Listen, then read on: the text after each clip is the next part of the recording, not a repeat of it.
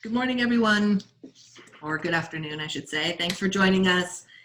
This is Vision's Lunch and Learn. My name is Beck G. Cohen. I'm the Director of LGBTQ Programming at Vision's Adolescent Treatment Center.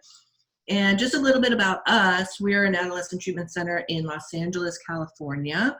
Our programs include mental health, residential, dual diagnosis residential, extended care, PHP, IOP, and Vision's Day School for young people 12 to 18. We also recently opened a Vision specialty clinic with therapists specializing in OCD, eating disorders, trauma, gender, sexuality, and more. Please feel free to reach out to me. My email is bgcohen@visionsteen.com. I'm sure you'll receive an email from me after this. And just want to do some general housekeeping before we bring John on. You must be present for the full hour to receive your CEUs. At the end of the hour, you're actually going to be doing Q&A throughout. John's going to give some moments, pauses to do question and answer. So feel free to write your questions in the Q&A part at the bottom of your screen, and as you go, and then he'll answer during those times. If you have any questions for me or for those of us running, please, or if you're having any issues, please just go to the chat and message us there. And if you have any technical issues or anything like that. What I'm going to do now is introduce John. I wrote a little something. So just a little bio. I'm sure he'll tell you a lot about himself, but John Sovek is a licensed marriage and family therapist in private practice in Pasadena, California. He's nationally recognized as an expert on the coming out process. He specializes in working with LGBTQ plus teens and their families. He has a very impressive and extensive bio that you can read all about online. And but it's really important for me to say that I'm connected to John because we've intersected in many different arenas, specifically around education and conferences, and also working with clients together. And I just have such an admiration for the work that he does, how he presents information, his kind and loving demeanor, and how he holds just that love and kindness for his clients and for his peers as well. So I'm really excited about this workshop. I know all of you are too. And so I'm going to pass it off to John. Oh, thank you so much, Beck. That's so kind of you. So good morning, everybody. Nice to have you all here. Just so you know, we're here to talk about sex today, affirming approaches with LGBTQ youth. And just to check in, make sure everything's technically okay, slides should be up now. You should be seeing a little view of me on the side. And we're going to use some slides first, and then there are going to be some breaks for questions and conversations. And I want to make sure that you know that this is an open dialogue. I am presenting information as far as I've learned it and researched and studied. And I want to make sure there's lots of space for us today to be able to converse openly about this really powerful subject. So I know Beck gave me a lovely introduction, and of course my slides have jammed. Give me 1 second. Technical difficulty. There we go. Yay. Well, there we go. So for those of you who haven't met before, hi, it's me, John Sovek. And I always like to start with a little bit more than just the technical side of me. Yes, I am a marriage and family therapist in Pasadena. I do specialize in working with the LGBTQ population, but some other fun things about me. I am a yoga teacher. I've been teaching yoga for over 20 years, and we're actually teaching online yoga classes if you want to ever join me. Also, too, I am a baker. I love to bake. So if you look down in the lower right corner, those are called Saint Honoré, and I took a baking class when I was in Paris, which is the picture on the left, because I love, love, love to travel. And then one more thing about me that's really important to know, I am a dog lover. This is my big girl, Millie. She's a Great Dane. She's actually in the room with me, so you may hear a bark occasionally, but more likely you will hear her snoring. So just be okay and know that that's part of our moment together today. Okay. So once again, if there are any technical difficulties, please reach out to Beck, and he will be able to help you through this. You can do this through the chat room. And if there are any technical difficulties, you can always try re-entering the room again. So Why are we here today?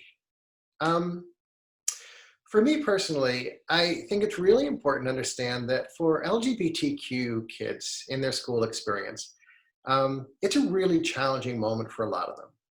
And if you walk through the world as a straight cisgender teen, it's already tough enough. You're worried about dating, how you look, how you smell.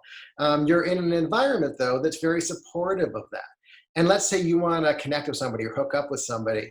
Like what you might do is have a friend go and ask for you. You might reach out and connect.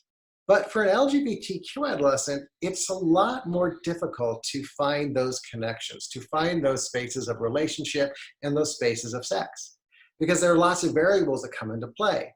If I ask that person out, will they accept me? Will they out me? Will they hurt me?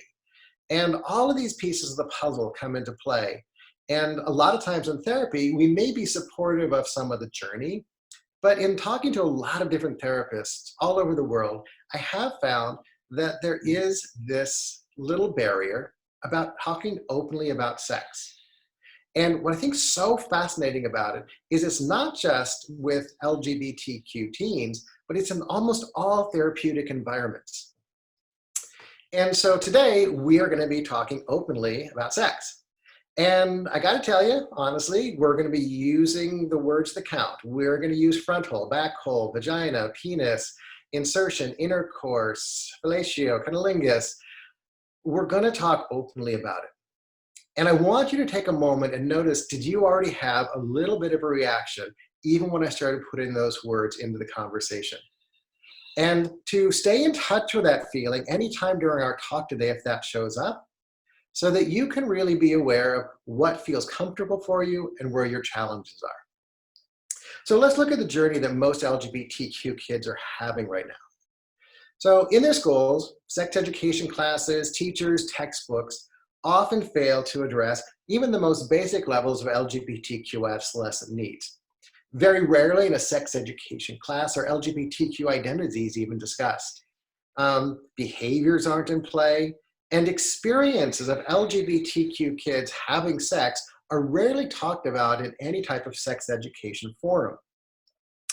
And the thing that's really challenging is the few times that LGBTQ sex sometimes comes up in a sex education class is when it's connected to HIV or AIDS. So what we're doing is we're sending out a really antagonistic message toward these kids about this very basic need of sexual development and experience, and putting in the format of being something dangerous. So what happens because we're not talking to these kids openly about sex is a lot of them we find are having sex at a very early age. These statistics that we're talking about now are coming from the HRC, from Gleason, and the CDC. So a lot of kids are having sex at an early age. They're ending up having multiple partners. More likely, these kids who are LGBTQ have sex while under the influence of alcohol or other drugs. They're more likely to experience dating violence. So if my step as an LGBTQ kid into some of my first sexual experiences is on the down low, I'm often putting myself into unsafe experiences. Also, LGBTQ kids, when they're having sex, are less likely to use condoms and birth control, because once again, their experience of sex has not been talked about openly, whether it's school, whether with their families, or even amongst themselves. And they're also more likely to contract HIV or other STIs. And to me, this is a really important piece of the puzzle. If for no other reason than to try and keep our kids physically safe, we need to get over our own barriers to being able to talk openly about sex in the room. So I'm a little bit of a neurobiology geek, so I just want to share this 2 slides on what's happening in the brains. Because the biggest question I usually get from parents is, well, didn't they think it through? And what we actually know about adolescent brain development is, well, they may not have been able to think it through. So when an adolescent brain is developing, what we find is that the limbic system kicks into high gear really early in adolescence. And this is the part of the brain that perceives rewards from risks. So it might be really cool to dive off the roof of the house into the pool. Won't that be cool? Everybody will love it. I'll look so neat and I can film it and put it online. So that's where that idea where the reward is bigger than the risk is developing in an adolescent brain. Meanwhile, a little bit later, we have the frontal lobe starting to develop. This takes a little bit longer to come online, and this is the part of the brain that controls the impulses and engages us into a longer term perspective. Well, if I jump off the roof into the pool, I might not actually make it into the pool. I might hit myself on this concrete on the side. Maybe I need to rethink this. For most adolescents, when they're in sexual development, that part of the brain isn't in play yet. And so decisions that we as adults may think are just so simple to make suddenly don't take on a balanced perspective in an adolescent brain. And I think it's important to know this part of adolescent brain development so we can avoid judgment, and we can also educate parents to avoid judgment.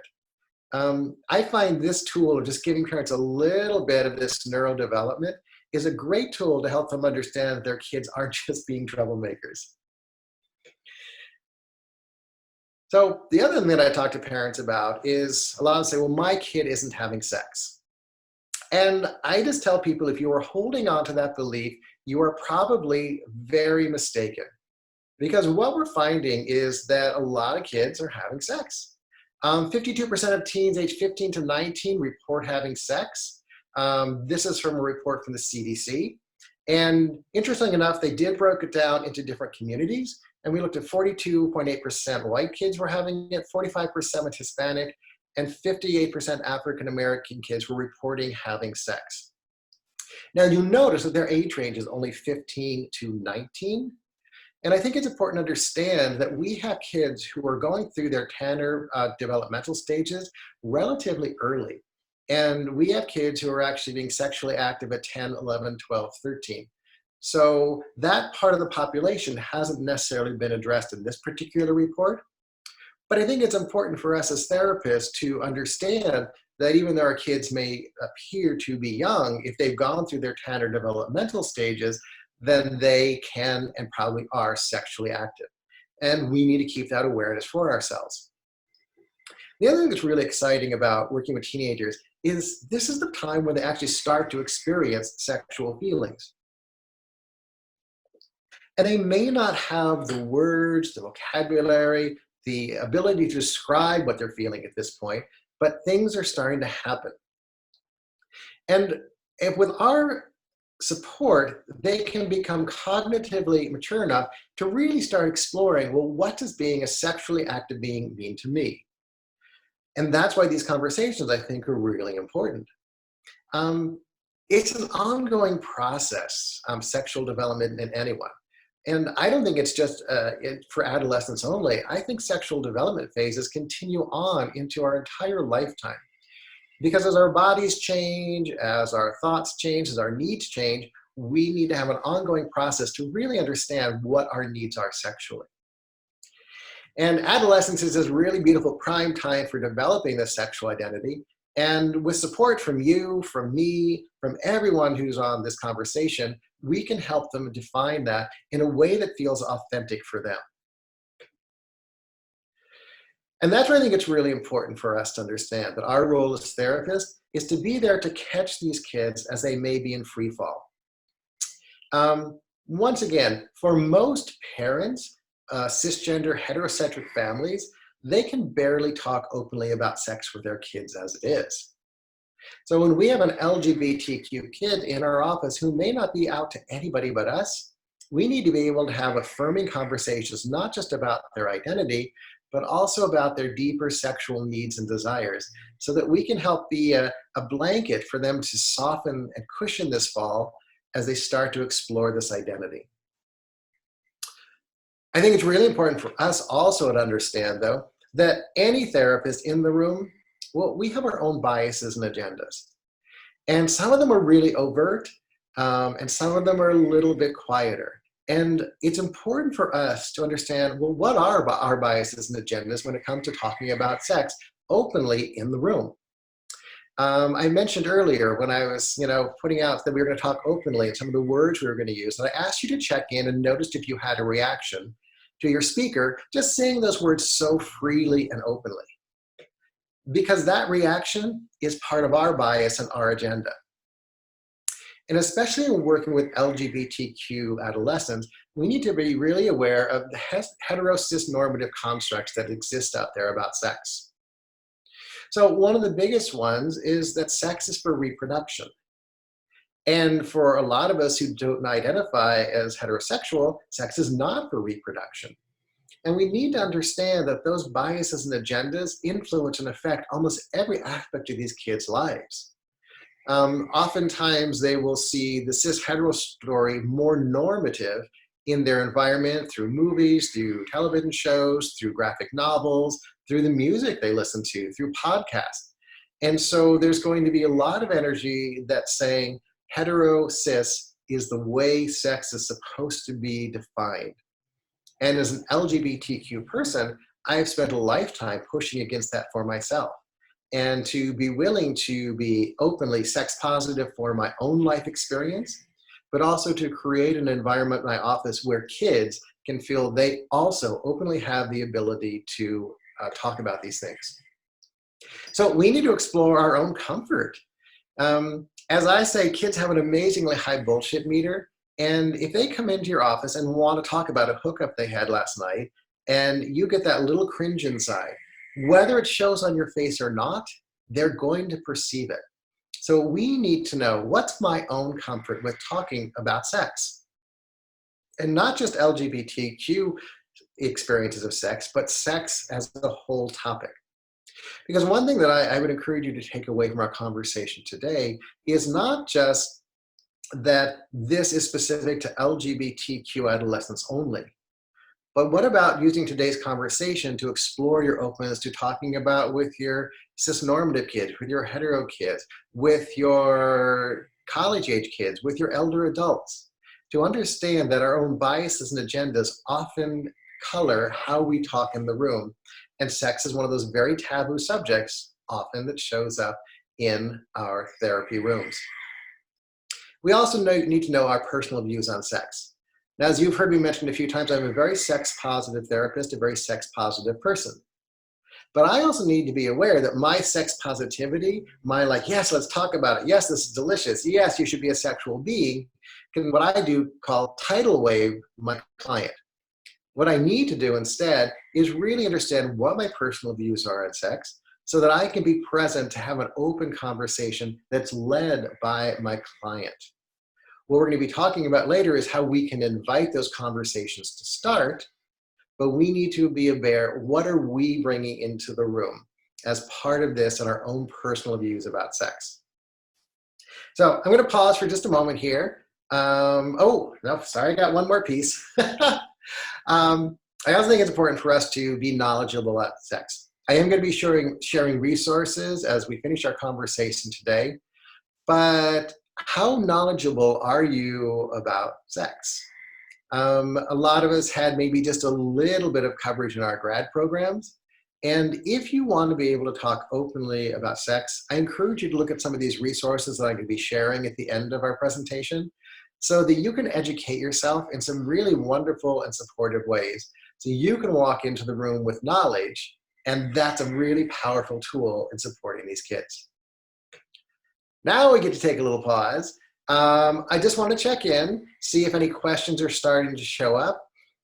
If you want to go into the Q&A, you can write those questions down, and then Beck will share them with me. Just take a moment, think if anything's coming up for you, maybe noticing any feelings that have come up around our conversation so far, anything that may have triggered you, any curiosities that have showed up.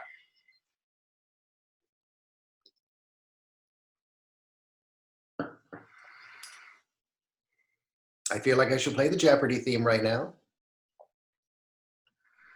We don't have any questions yet, but I think I saw some hands raised. But if you want to put your questions in the chat, there they are. Okay.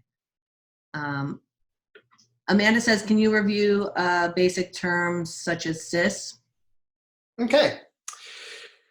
So, Amanda, when we're talking about cis, what we're really talking about is either cisgender or transgender in a conversation. Now, it used to be for years that all we heard was that there was everybody and then transgender people. And that was really pathologizing to the transgender experience. So what we look at now is understanding that cisgender is another part of this gender spectrum. So it's easy to talk about going back to the Latin, where the prefix cis simply means on the same side of, and that means that my gender identity and my assigned birth sex are in alignment. Where transgender, trans simply means on the other side of, and that means that my assigned birth sex and my gender identity are not in alignment. So that's kind of the real simple low-down version of it. Just think of these two prefixes to understand what they mean. Awesome. All right. Michael has a question about what is the role of parental consent in discussing sexuality with children, and how does that vary by state? So that's an interesting question, Michael. And for me, it's really about understanding the balance between consent and the balance between confidentiality. I tend to lean towards the side of confidentiality. In the state of California, we can talk openly about sex, we can talk about drug use, we can talk about a lot of things with no need for consent from parents.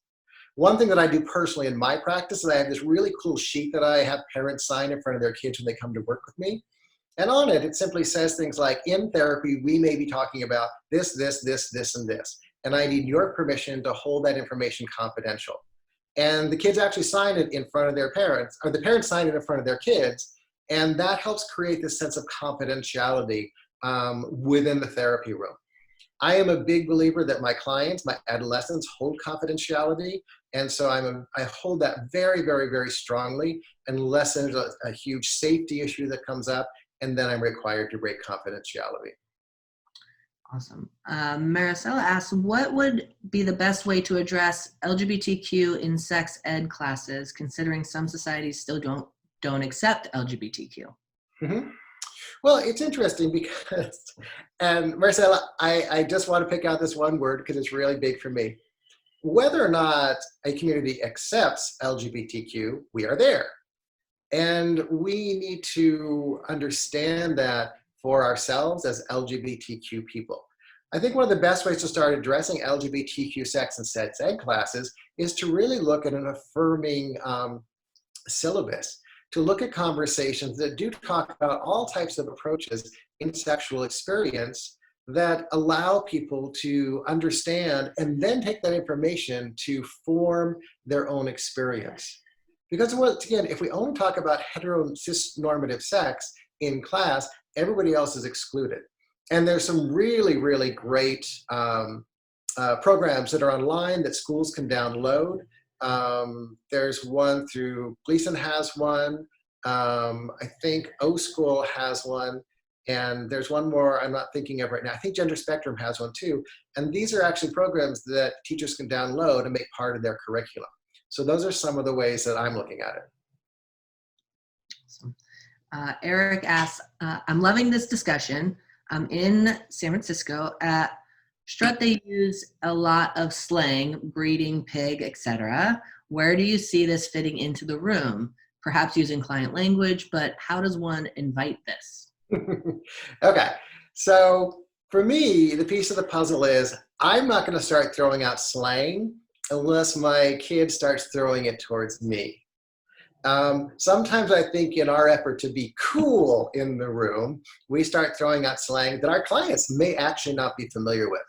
For me, I think the idea of using reflective language, oh, this is how they're talking about it, then I'm going to reflect that back to them. And also sometimes if someone brings out a thing like they're being piggy, I say, cool, so for you, like, how does being piggy look out in the world?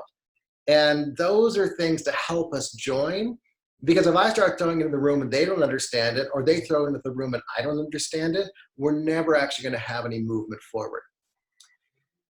So that's my thought on that. And Beck, I'm thinking maybe 2 more questions, and then we can continue on, and there'll be another question pause a little bit later. Great, yes. How about, how would you, Sarah asks, how would you talk about, or what might you bring up about dating hookup apps for LGBTQ clients who are underage? Sierra, I'm going to mail you $20 because that slide is coming up in a little bit. Okay. All right.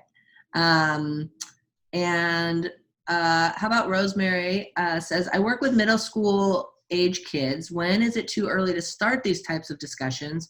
We are fortunate to have a wonderful movement in our New York City public schools where we're addressing all these things, which I'm very excited about. However, I had an experience in one school where it seemed to backfire. The students seemed to not be mature enough, comfortable with talking about sex, identity, etc. The week after a workshop, I was overhearing lots of microaggressions, teasing, mocking. Prior to the workshop, I had never witnessed this behavior at the school. Mm-hmm. So you are talking to a person right now who believes that the younger we start, the more appropriate it becomes.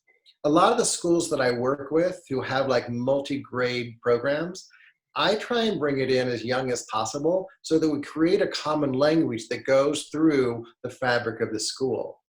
I think if we talk openly about it in our own comfort and we're not pathologizing about it, the kids will follow our lead. Remember too, though, that part of that process of it moving into their brains is going to be this giggly, I'm uncomfortable with it, I'm going to like try and poke the boundaries of it. But by having these conversations early on, we are opening up a place where they can continue to go on from grade to grade to grade until they graduate. And by that time, they become so comfortable talking about it that all of that kind of silliness has gone away. So for me, I'm a proponent of starting it early and starting it openly. Do we get graphic with really young ones? No, but we do talk about the idea that sex is a really vital part of you as a developing person. Awesome. All right.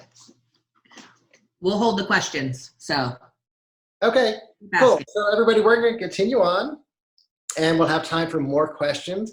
And I did tell Beck at the end, if we do have a lot of questions playing out, I'm more than happy to stay online for a little bit longer and have that experience with all of you, because I love having the conversation. So we're going to move into it now. We're going into the sex conversation. And once again, even as this word appears on the screen, I want you to do a check-in. I want to notice your heart rate. I want to notice any reactions you had, any thought that suddenly came up when you realized, uh-oh, John Sobek is going to talk about sex on this webinar.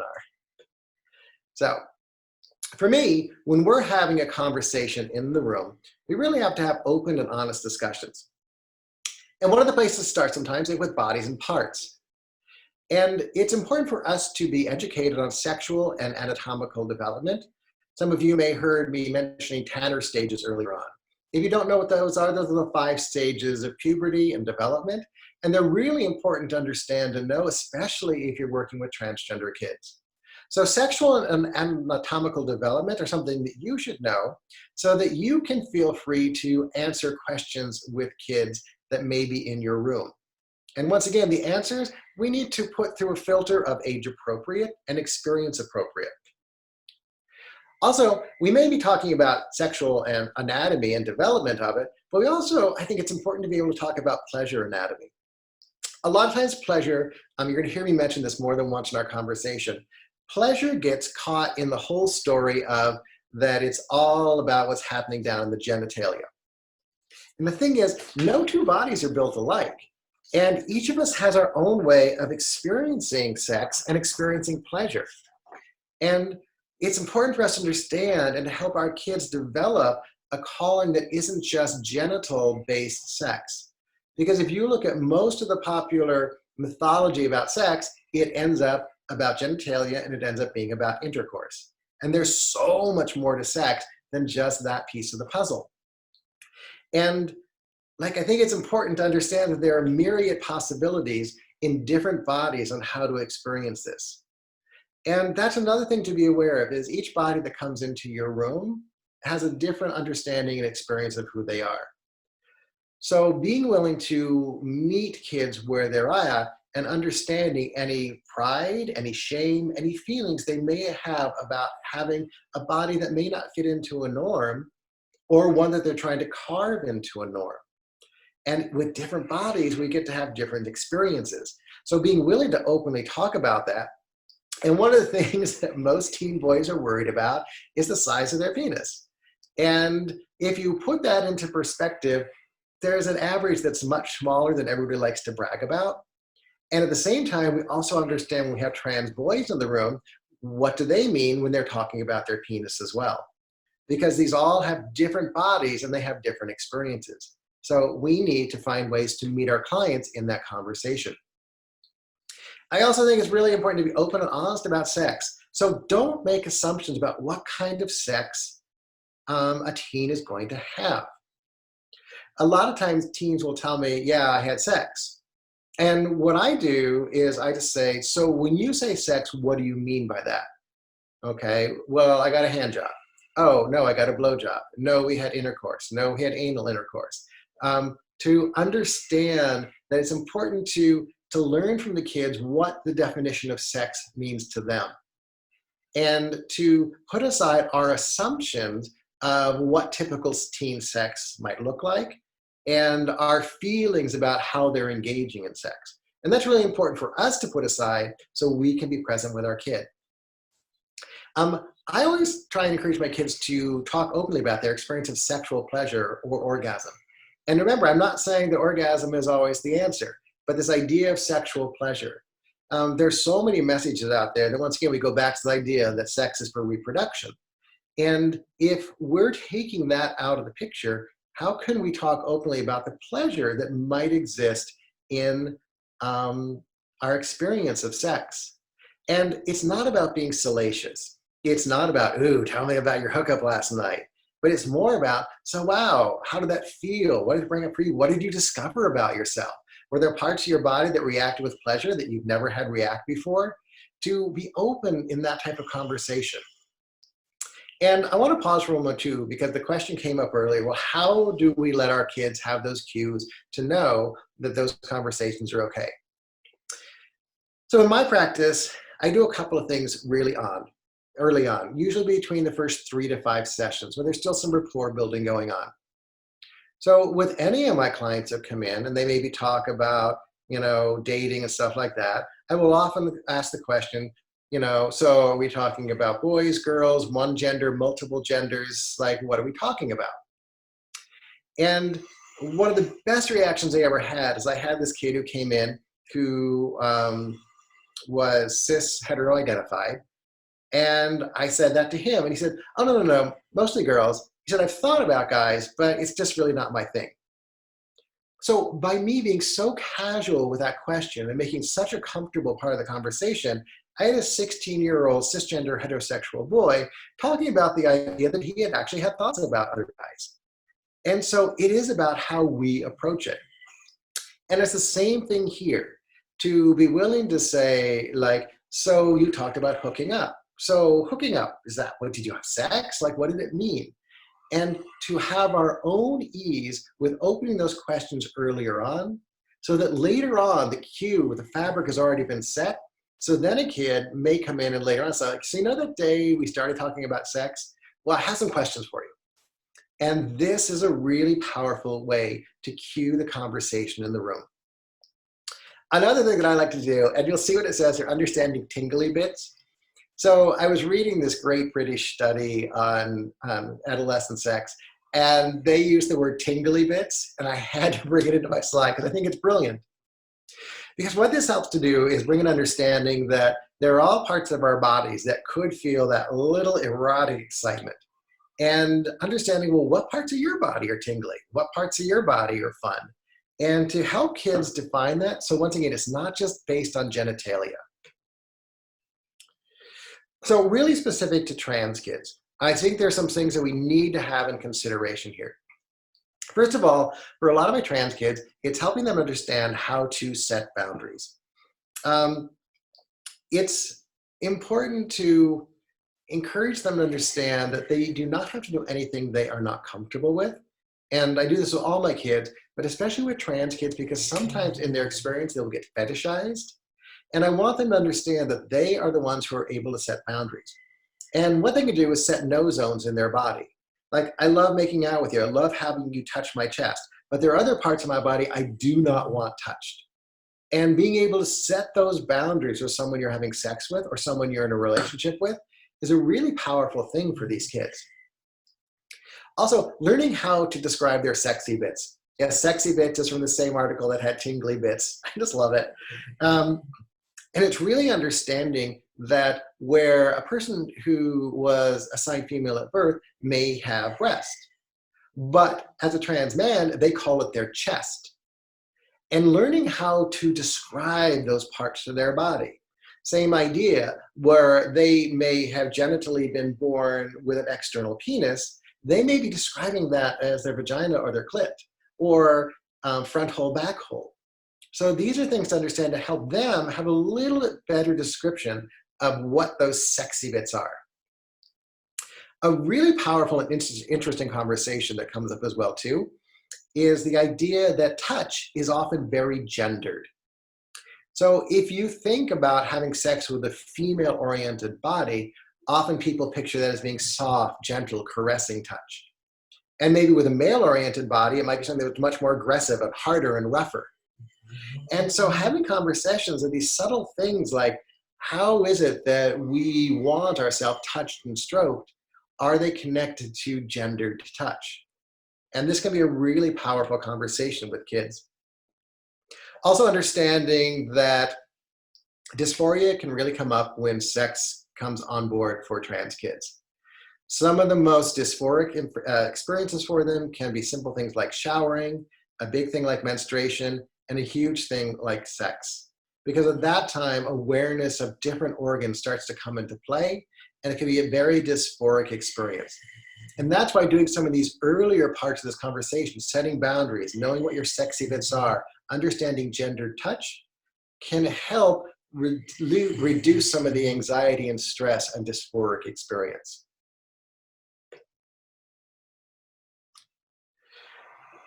So I think it's really important also with our kids to be willing to talk about sexual health.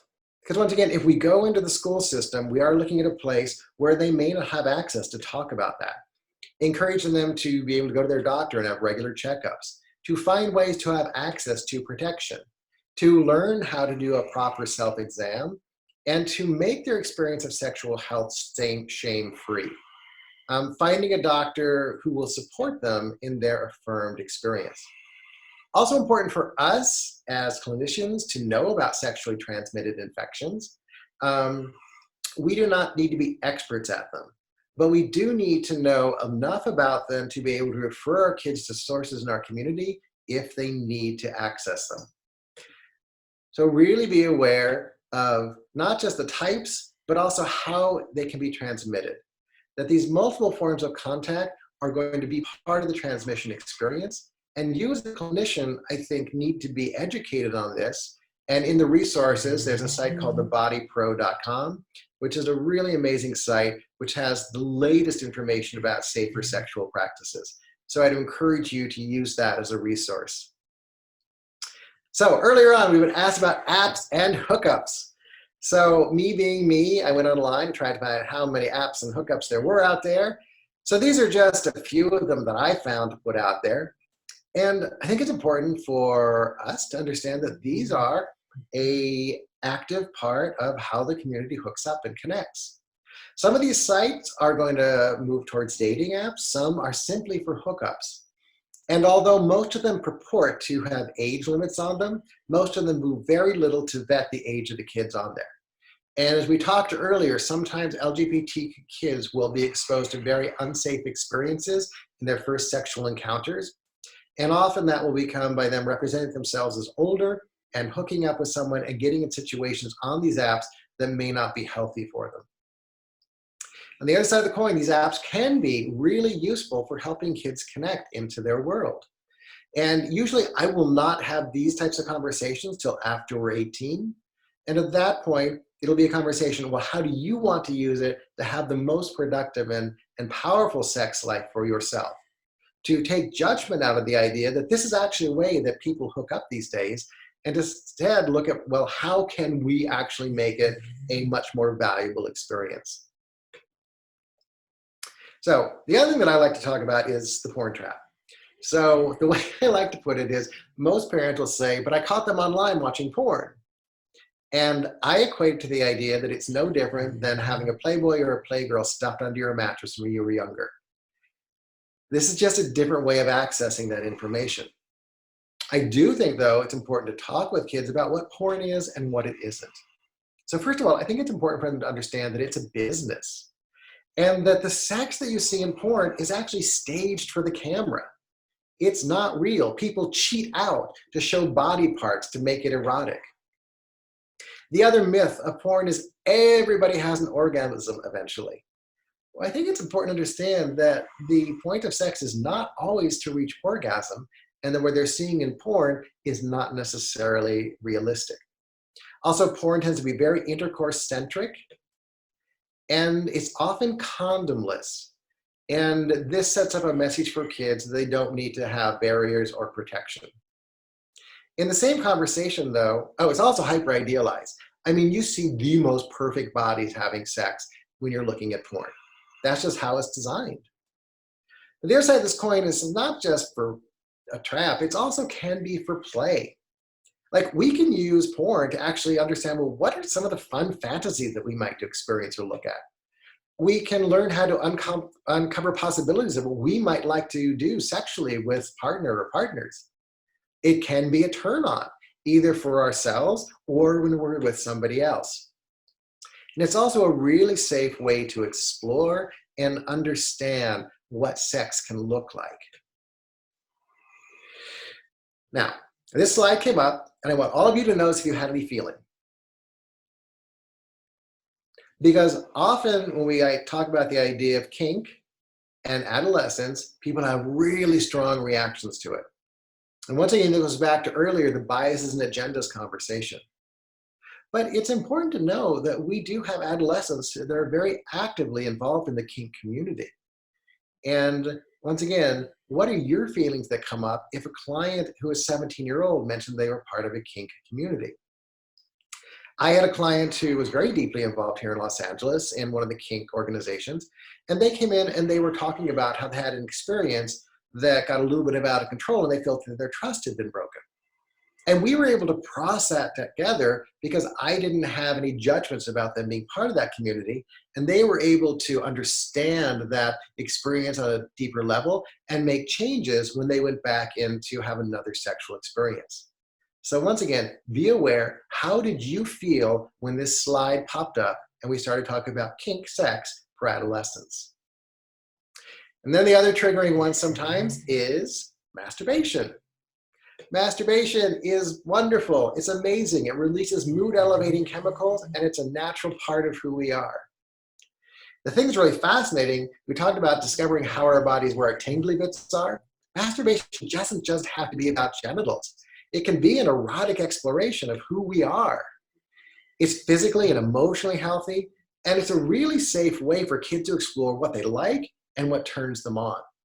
And so I really try and move away from this shame-based story of masturbation.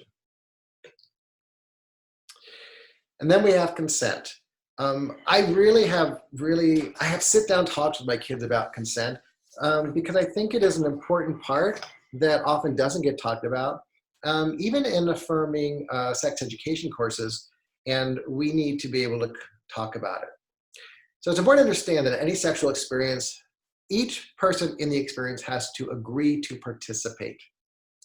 And this isn't just like, well, we did it last Sunday, should we be able to do it this Tuesday? It's every sexual encounter. And also understanding and helping kids come to terms with the idea that consenting to one stage in the experience doesn't necessarily mean they're consenting to everything that might happen. And so it's a continual and ongoing check-in, where it's something where we keep doing that check-in, doing that yes, doing that no, and understanding, as we talked about earlier, where boundaries might be. And what consent does, it creates a safe environment, and it can make sexual experiences mutually pleasurable because everybody feels like they have a say in the experience. And that can make it an incredibly positive moment. And then we talked about sex a lot. And I also think it's important to include a conversation about intimacy. Because with intimacy, we start connecting to someone on a deeper level. And some of the ways that we can create intimacy are by having transparency. And that transparency is about letting know when our needs are being met, when they're not being met. Vulnerability, trust, and communication can all help build this sense of being closer to someone. it invites us to not only get close to someone else, but also to get closer to ourselves. Because by practicing these arts, these conversations, we're going to learn how to have a powerful relationship going forward. And a lot of conversations with my kids when we talk about relationships really move into this intimacy conversation. How do you make someone know that you care for them and or love them, and you're willing to be vulnerable enough to show that? And I find that a lot of adolescents respond really positively to this conversation. So we have just a few more moments in my presentation part of this, and I really want to look at the idea of healthy relationships. Because this is what this conversation is all about. It's about sex, yes. It's also about consent. It's also about intimacy, and all of those lead up to creating relationships. And for me, I let kids know that in a relationship, there should always be equality and respect. That your partner should not make you feel less than for any part of who you are. That your partner should respect your gender pronouns, your name. They should respect your boundaries.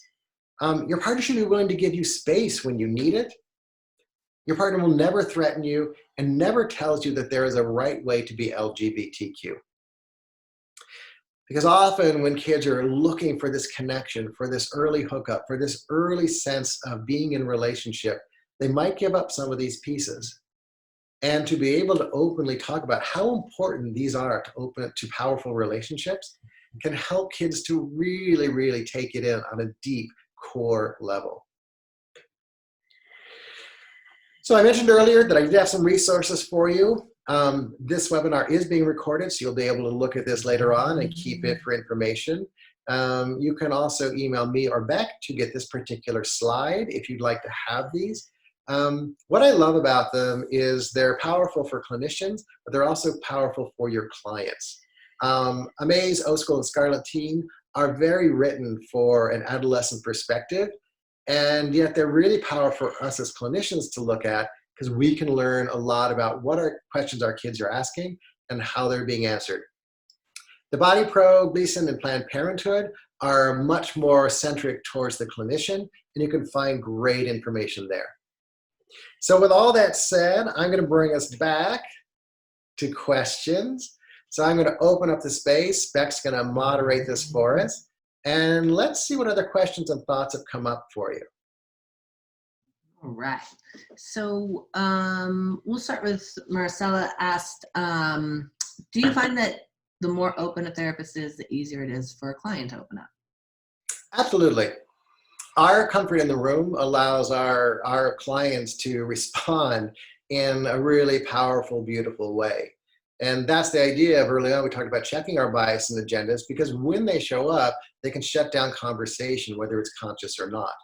And for me, sometimes if I've been triggered in the room and I'm aware it's happening, I will check in with myself, figure out what it is, and then usually get consultation afterwards on what that trigger might have been. If I've had a trigger that has made me respond in a way that I don't feel is authentic, I'll actually come back to it in a later session and talk to the client and say, hey, I think I had a response to that, and I want us to open up room to talk about it more because I think I gave the wrong impression. So it is about me owning that I'm not like the perfect therapist sitting on a high throne, but to own the mistakes and also know that consultation is so incredibly valuable when our buttons are being pushed. Let's see here.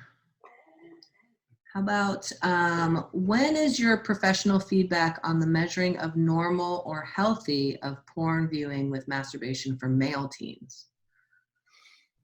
So it's interesting because this question about a healthy amount of porn viewing or healthy amount of masturbation comes from a belief that there should be a limit on it. And also the idea that this question was asked in the form of male teens. Feels a little bit like, are we following under a social construct? Because once again, the idea of normal healthy is something that's decided by as a social construct.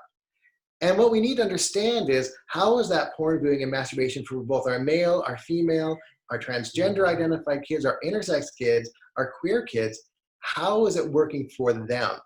So it's not about what we believe is too much, it's understanding how it's playing out in the fabric of their life. So if I'm like masturbating every day to porn every night, and yet I'm still getting my homework done, I'm still involved in stuff, I'm connected, guess what? Sounds great.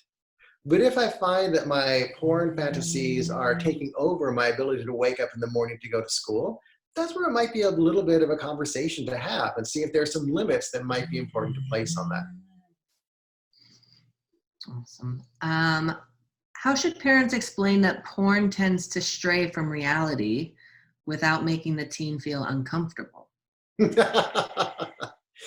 I think saying exactly what that question says. Porn tends to stray from reality. Right there. That's all that it needs to be. Once again, this idea of perfect bodies having perfect sex that always leads to intercourse and always leads to orgasm, that's not realistic.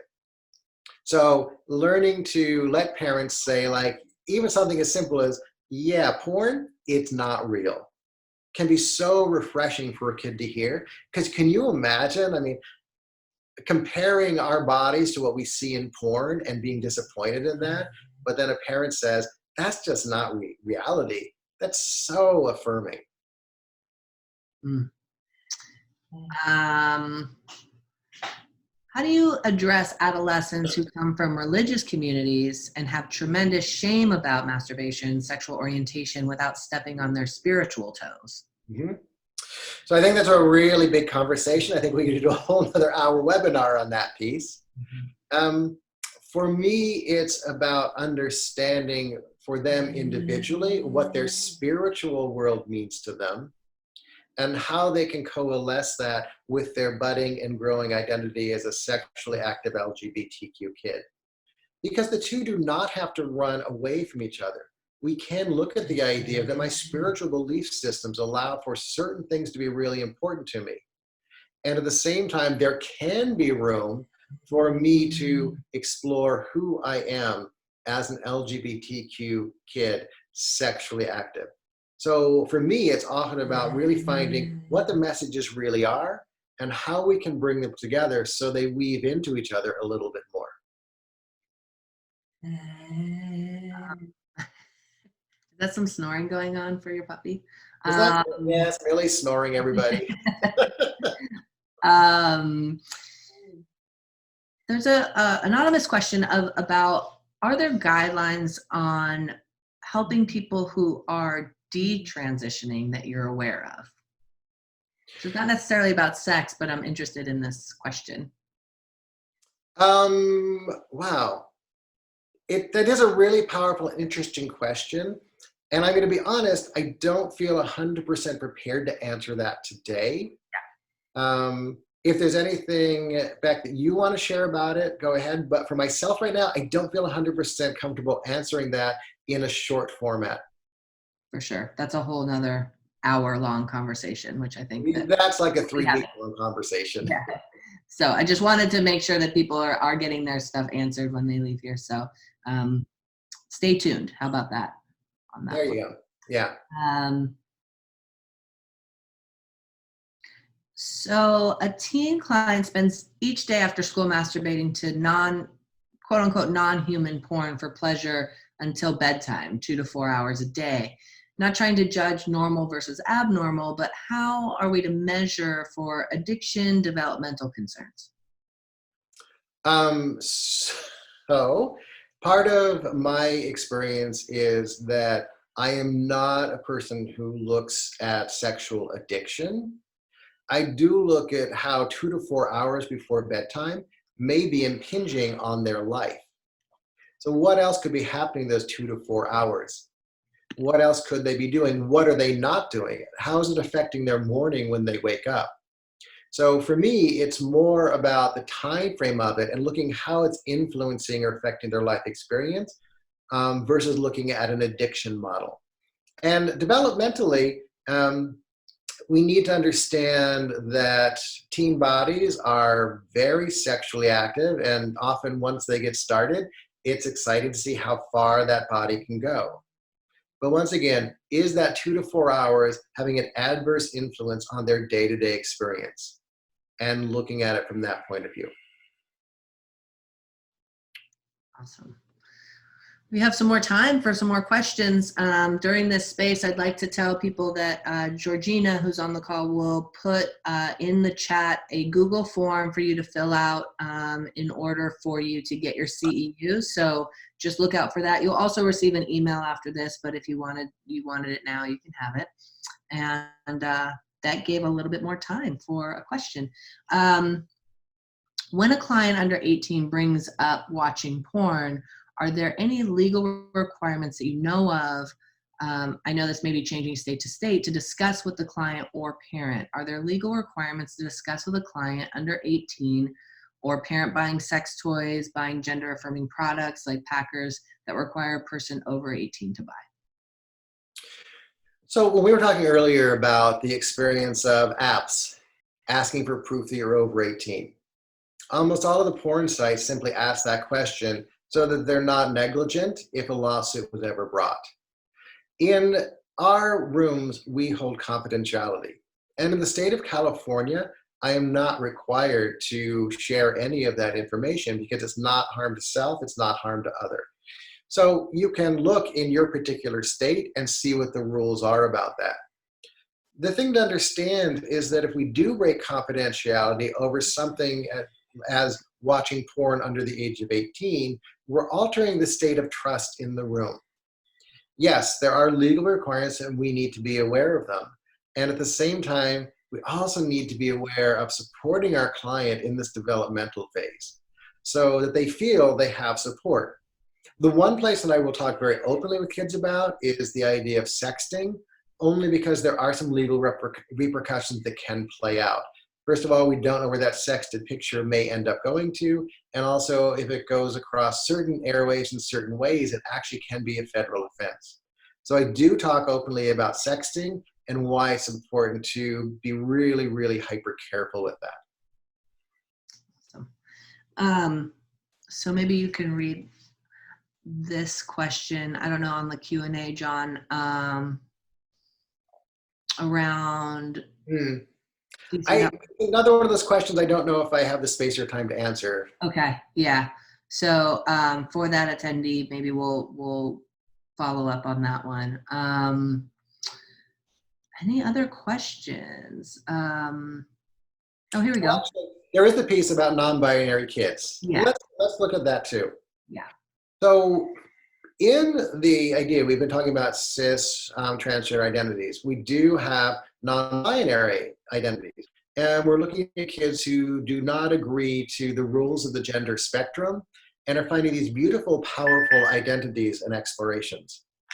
And so in their experience, it's also about understanding that there's a really great video of this non-binary kid in England. And they say, I often get asked if I'm male or female, and I answer yes. And so in this idea of exploring sexual identity, non-binary kids have the ability, once again, to explore, to name, to identify their body parts outside of the context of a gender spectrum. So that can be really cool as well. So creating a supportive experience where non-binary kids can navigate it by creating their own possibilities of it. By looking at ideas of pansexuality, looking at polyamorous relationships, looking at the idea that the only way to connect is not through a binary, but through these beautiful, delicious opportunities that can show up for a lot of us. I actually have a question, John. Yeah. So in my experience, both as a part of the community and just experiences worth working with adults actually, is that queer kids, LGBTQ plus youth, are more apt to hook up or have a first experience with someone that is older than them. Yeah. And that definitely can get I guess just about talking about consent and things like that. How do you deal with that? I mean, obviously, like in these spaces, or have you had to deal with that? Because kids can't really find themselves, or see themselves, if there's only 10% of the community, it's like there's 2 gay kids in the whole school, and that doesn't necessarily mean they're going to hook up. So most likely not. Most likely they actually don't like each other sometimes. So just wondering about that and how you have conversations with these kids around that. Well, one of the things that I think is important in a moment is to look at what you were talking about, the availability of potential sex partners for these kids. And they may have to go out of their normal social circles. And that's where the idea of focusing on safety is really important. But also understanding that each state has its own laws and rules about reportability. And as therapists, we need to understand those. Really important. In the state of California, really fascinating thing that's been on the books for a long time, that the age of consent, there are all kinds of rules about intercourse, about different ages of kids having intercourse that make reportable issues. But the idea of anyone having oral sex or anal sex was an automatic report. And that's actually still on the books here in California.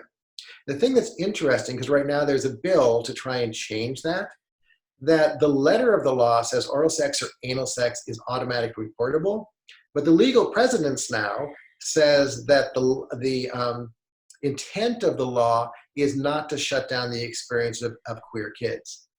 So there have been like some powerful movement of that in the state of California. And so we need to stay on top of these reportable issues in our rooms. We also need to be aware that our kids are informed as to when they might be edging into reportable information, so they also know what they want to share. Awesome. Thank you. I think it's really important for all therapists to, be up to date on the legalities in their state, in accordance to these young people, for sure. I love that you have, the parents sign something in front of the kid to talk about confidentiality, because these are hard conversations that families definitely aren't having. It's an uncomfortable conversation for some parents to have with their kids. So the kids are having sex and they need to talk about it to someone. I'm a big believer. Another thing that's happening in a lot of family situations is I had this happen with a client where there was an older brother who had a girlfriend. At the age of 16, that girlfriend was allowed to spend the night at the house. My client, who identified as gay, cis male, wanted to have the guy he was dating stay over at his house at the age of 16, and parents said no. So we had to have a big family conversation about the equality of how they were treating their kids. And what came up is the parents, because they were so uneducated about what might be sexually happening with their gay kid, that they were so scared that they didn't want to bring it into the house. Meanwhile, with their hetero cis kid, they had allowed it to happen. And so family dynamics can play out a lot. And as a therapist, I get to step in and point out, well, something's happening that's not equatable. What can we do about that? And open up the conversation. Mm-hmm. And I think that also it's important to talk about that sleeping over, like the sleepovers and all of that, and how you work with LGBTQ youth around that, with families, and understanding that all kids are exploring. All kids are exploring. They're all having sex. They're all kissing. They're all touching. They're all figuring out their parts, and having that dialogue and being more open to that, which can be very uncomfortable. It's important for us as therapists to try to get comfortable. Well, and hopefully today in our conversation, we've opened up a space where people feel more comfortable bringing it into the room. Once again, as I talked about earlier, we can lay down the fabric of that conversation pretty early in the therapeutic relationship. And it doesn't always get answered right then.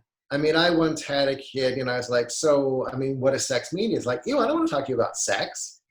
Meanwhile, like 3 months later, it's like, okay, so my girlfriend and I were doing this thing and it felt really good, but she was weird about it. Can we talk about this? Because we had set up that parameter earlier on, now this kid can come back and talk more openly about it. Mm-hmm. And for most parents, it's a time thing, it's a fear thing, it's an uncomfortable thing. So we need, as therapists, to find a way to move beyond that for ourselves so that kids can have a safe space to have these conversations. Awesome. Oh, we got a question coming through here. How do we normalize sex and remain sex positive while also not shaming youth that aren't sexually active, especially when talking about sex in groups of youth? Mhm. So I think it's really important. I do this in a lot of my conversations, is realizing and understanding and openly talking about asexuality. And for those of you who don't understand, asexuality is a person who is not actually having a sexual response. Different than celibacy, where we're having sexual response, but we're choosing not to respond to it. Asexuality is, I'm actually just not having a response. So we get to have that conversation and talk with those kids about how that feels for them when they're watching, other people in their sphere, their circle of friends, being very sexually active, and what it means for them. And also to create space for kids who are still feeling like very sexually triggered but have made a choice not to be sexually active, to affirm their space as well too. Because the thing is, there's not just one story. As I mentioned earlier, that as a therapist, like, although I'm very sex positive, I need to be hyper aware that I'm not pushing an agenda on my kids. They need to go out there and start doing it. So that there is space to converse about asexuality. There is space to converse about celibacy. There is space to conserve about, I'm just not comfortable doing it yet. And that all of those things are really powerful choices for every one of these kids. Yeah, absolutely. Sarah asks or says, I'm a health educator, and though we use inclusive language in the classroom, we often hear from students that they wish our content was more inclusive. How do you recommend we push our content even further? Should we be more specific with our examples? Currently trying to include more trans, GNC, and intersex points in our framing. Mind you, I'm in Fresno, pretty conservative, so we're always trying to push the boundaries without risking our contract with the school district. So just so you know, Sarah, my husband's from Bakersfield, so I get what you're talking about. Yeah, it is a balance. So you are trying to work within the boundaries of what the school district is asking you, but you're also hearing from kids that wish there was more. And in my world, I kind of lean towards the kids' needs. One way to open that up is to maybe have a dialogue group where you find from them what they feel is missing. Opening up a safe space, maybe partway through your classroom experience, that says, okay, we've talked about a bunch of stuff and there's more we're talking about. What do you feel we have missed? And a thing that I think works really well is to understand what we may have missed in your community. So if I'm teaching a class here at a conservative Christian girls' school, their needs and questions may be different than if I'm teaching at a public school with a more diverse population. And so perhaps holding spaces for the kids to let you know more of what they need could be a really great way to personalize and alter your curriculum in a way that addresses exactly what's happening in those particular classrooms. Kimberly asks, I work within ultra-Orthodox religious spaces. Often masturbation is considered a sin, and porn use is considered an addiction. Any resources that would be helpful that you can think of? So there is a really great organization called JQ International, and I've actually done some work with them, and we had an amazing workshop that we held in an Orthodox temple and had some really powerful conversations about this very topic. The thing that's interesting is even as sexual development is happening, most kids are also going through like religious development, belief development, political development, social involvement development. And in these conversations, weaving those pieces together actually helps these adolescents create a more whole-bodied person. So these conversations can be had in a respectful way within the religious spectrum if they're seen as a facet of who these kids are as they're developing. I've been part of it, It was actually really powerful and exciting. And the best part of it is they decided at lunchtime they were going to order kosher pizza, and they ordered a damn good pizza. I also want to, JQ is awesome. I also want to do another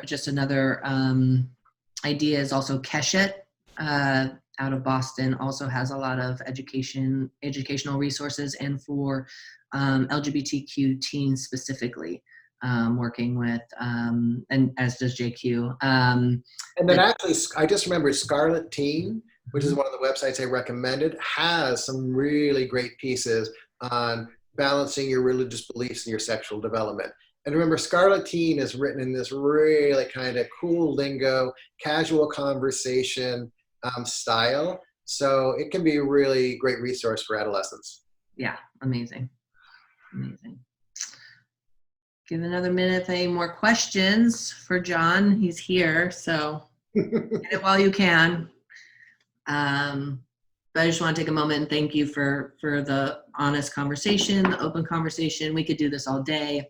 I think getting into the nuances of, all the things that you talked about, we just got a brief little taste. So, but our kids are experiencing these things. They're experiencing sex at a different level than any of us ever experienced, and the access to it and the connection to head to heart is difficult, and with the amount of information coming in, and our LGBTQ teens are at risk. They're vulnerable in that space, and so it's really important to know and to understand as clinicians. So, any closing thoughts? Any closing words that you would have to say for our people listening?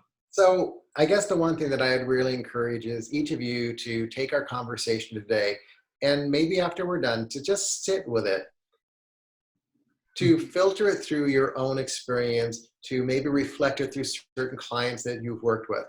And as I said at the beginning, not just your kid clients, your adolescents clients, but also your adult clients, your groups, to really reflect, where am I feeling comfortable and open and honest and lifted in this? Where am I feeling a little bit more shut down in this conversation we had today? Because those are going to be your growth points.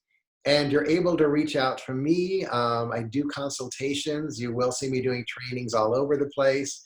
But I encourage you to be willing to continue this conversation, once again, either with me, or if you have a consult group you're part of, bring this information to them. If you have other colleagues or you're teaching at a school, bring this conversation there. The more we can get this information out there, the safer of an experience we're going to create for LGBTQ adolescents as they become more sexually active. And I'll just answer this question. John does CEU trainings all over the place. And I would follow him to find out where he's doing CEU trainings. As for us here at Visions or myself, we're doing trainings all the time on different subjects, but June is our next LGBT specific topic, and it'll actually be on transmasculine individuals with Jordan Held and Aiden Olson Kennedy from the LA Gender Center and from Children's Hospital of LA. So specifically talking about transmasculine identity and what that looks like for trans boys and trans young people, trans males. One more question. Any recommendations for getting through to LGBTQ youth the relevance and importance of condoms and other protection to their sexual lives? Yes, you got one of my favorite points. Okay. So I have the advantage of, I work in the HIV and AIDS community for over 30 years. So I am a sex educator as well as being a therapist. And when I'm talking to my kids about sex, I always say, so I'm going to take a moment here and I want to put on my sex educator cap. And I want to talk to you about some of the practicalities of things that you need to be aware of. And I'll even give you some resources if you want to go look at it yourself in your own time. And then they'll get uncomfortable, we'll go through it, and then I'll say, and now I'm taking off my sex educator cap, and let's talk as your therapist. How did that feel? What does that mean like to you? And often they'll say like, it just sounds like so much work. And what I talk to them about is, so you and I are talking about this in this room right now in a very safe environment. Not a lot of stimulus going on. But when you reach to someone and start to have sex with them, all the blood is going to go out of your brain and down into your genitalia. and you are not going to be able to think about these things, these practicalities that we're talking about. So I'm going to keep giving you this message on a pretty regular basis in the hope that in that moment you'll pause for just a second and make a safer choice for yourself and your partner or partners. And we laugh about it, but I have a continuing, ongoing energy about this idea. Okay, so you're talking about sex again. Once again, I want to remind you, here are some of the safer options for you, some things to consider. And they're like, oh, not again. It's like, yes, again. And I just have a very clear and concise ongoing message. That's why I also recommend the Body Pro as a really great way to keep up with the safest sexual standards that we're using right now. And also, too, you can talk to your older adolescents about going on PrEP. If they're feeling they might have exposure to HIV, PrEP is a really beautiful way that you take a daily medication. That means that the HIV virus cannot be transmitted into the body. And it's a really powerful tool we're using now to bring zero transmission in. But once again, it's not being talked about real openly, and it's not something that all medical providers are willing to step up on. But I'm pretty aggressive with my safer sexual conversations, and they're ongoing. Because once again, in that heat of that moment, the brain is the last thing that's going to step into play. Awesome. All right, I think we're nearing the end. Thank you so much for everything, always. And all of you can reach out to John, have any other questions. I have another question coming through. Oh, nope, just love it. Thank you. That's enough. Thank you all for joining us today and for being here. And it was just it's just an honor to have you do this event for me, John. So thank you so much. You all have a great weekend. Take care, everyone. Stay safe.